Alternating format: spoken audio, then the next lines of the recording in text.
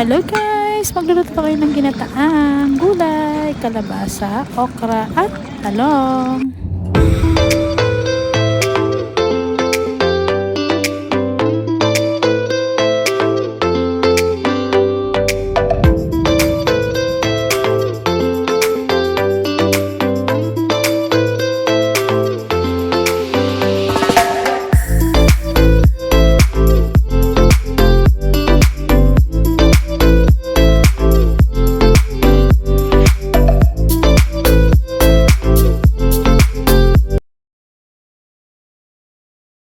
Yan ang ating okra, talong, kalabasa.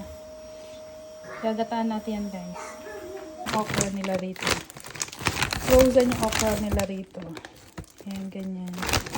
Dahil magluluto ako ng okra, kalabasa with talong.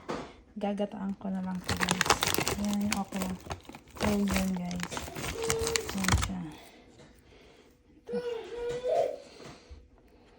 Guys, yung okra, kalabasa. Yan yung ating igigisa at gagataan. Gisa ko siya sa may bagoong alamang.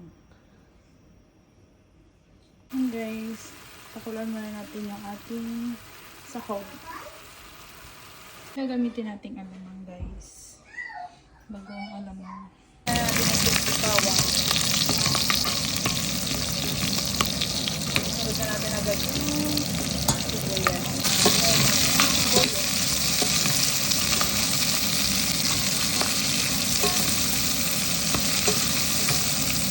Saka natin isusunod ang halamang para mag-isa.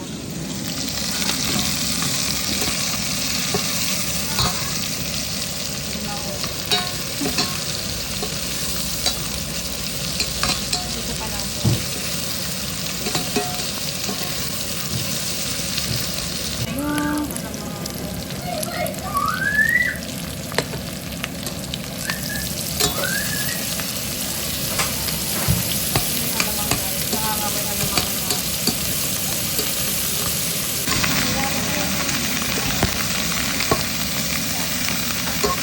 Plus, gusto ko nang isunod yung gata para mas.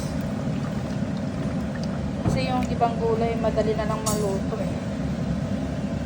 Pag nilagay ko, ma-overcook lang. Pag nilagay ko na yung gata guys. Ayan.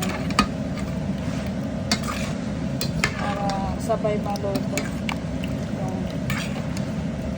Para hindi ma-overcook yung ibang gulay. Ayan guys. Aking version. Kanya-kanya tayo ng version guys. Yan.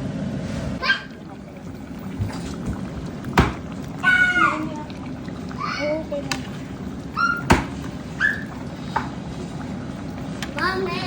Yan ang aking version na ginataang kalabasa, okra at talong.